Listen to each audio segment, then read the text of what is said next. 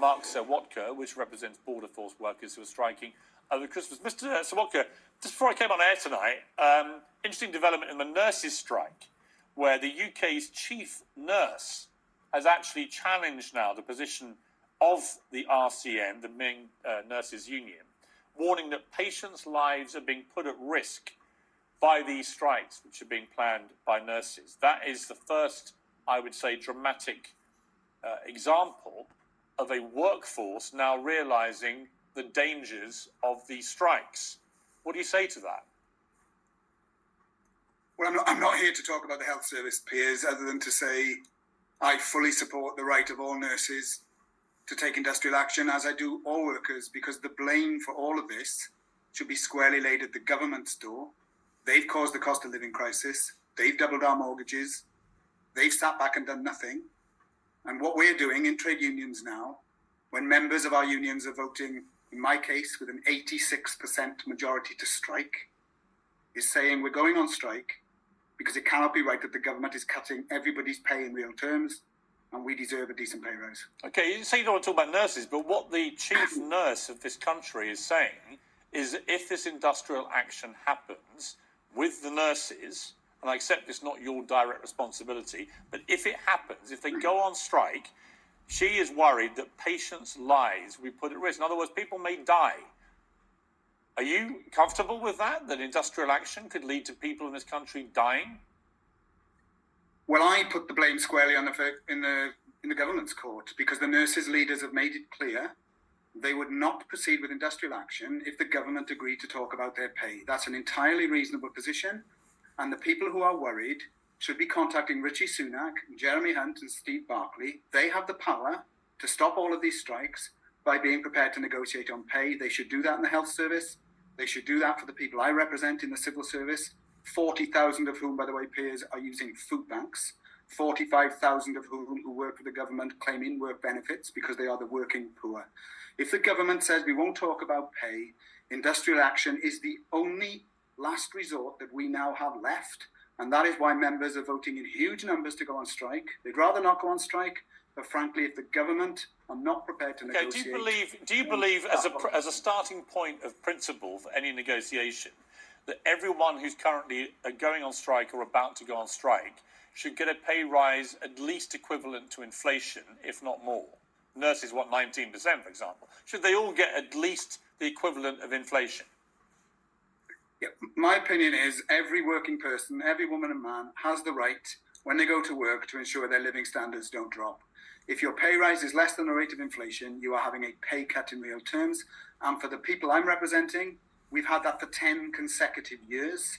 Now with this cost of living crisis, the 2% we're being given when inflation at 11% is not only the lowest pay offer anywhere in the economy, it is frankly absurd. And the government know that, and that's why the industrial action is taking place. You see, I think it's perfectly possible to have a lot of sympathy for everyone who's going on strike, because cost of living crisis is very real and is really impacting people. It's also possible to see there is clearly a joined-up concerted effort now by union leaders to get together to bring this government down.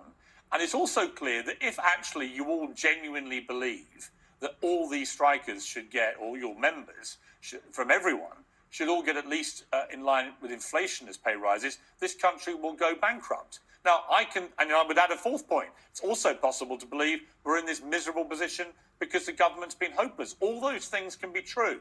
But your responsibility is surely to get a fair and balanced pay rise for your members without actually imperiling the very economic stability of the country, isn't it? I mean, why would you want to behave as badly as you claim the government's been behaving? Well, I certainly agree that the government's hopeless, and the sooner they go, the better. My job is not to bring down the government, but it is to get the government to recognise that when 40,000 of its own workforce, the people who work in job centres, for example, have to claim the benefits they administer, something is wrong. And when you've had 10 years of pay rises less than inflation, and you get to a cost of living crisis, if the government is saying that's tough, then we have to do something about it. Now, we want a 10% pay rise, that's our claim. But what we've said to the government is if they are prepared to say now, they have money, They will put money on the table. We've made it clear we will get into negotiations with them about how much that is and how it's distributed. Their answer is not a penny will be put on the table. Therefore, all we can do is either sit back and accept that our members will have the worst Christmas in living memory, many of them not only claiming benefits and using food banks, but struggling to feed themselves. Okay, let me ask you, look, you keep referencing people who having to use food banks. I've heard this a lot in this debate. How much, if you don't mind me asking you, actually I don't care if you mind or not, how much do you earn? Well, I earn considerably less than you, Piers. How much do you earn? What I earn is a matter of public record. My salary is £97,000, set democratically by my union. And what are the perks on top of that? There are no perks on top of that. So your total remuneration is £97,000. I receive £97,000. That is a public record. My pay rise every year is linked to the rise that our members get. And the question isn't here. So you want you want like a £10,000 pay rise for yourself?